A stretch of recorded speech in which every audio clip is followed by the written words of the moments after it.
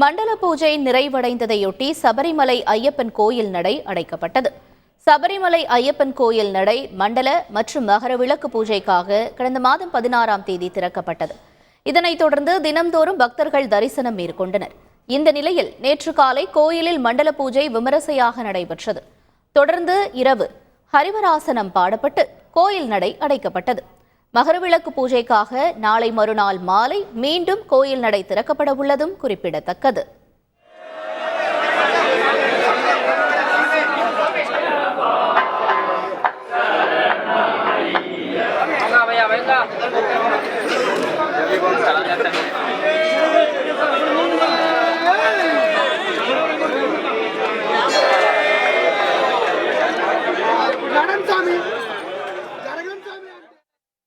சபரிமலையில் கடந்த ஆண்டை விட அதிக வருமானம் கிடைத்துள்ளதாக திருவிதாங்கூர் தேவசம் போர்டு அறிவித்துள்ளது.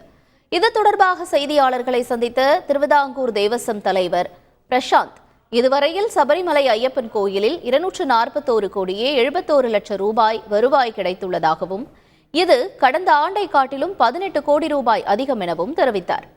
கடந்த 39 நாட்களில் மட்டும் 63 கோடியே 89 லட்சம் வருவாய் கிடைத்துள்ளதாக தெரிவித்த அவர், தற்போது வரை 10 கோடி மதிப்பிலான நாணயங்கள் எண்ணப்படாமல் இருப்பதால் வருவாய் மேலும் அதிகரிக்கும் என்றார். செய்திகளை உடனுக்குடன் தெரிந்து கொள்ள உடனே சப்ஸ்கிரைப் பண்ணுங்க.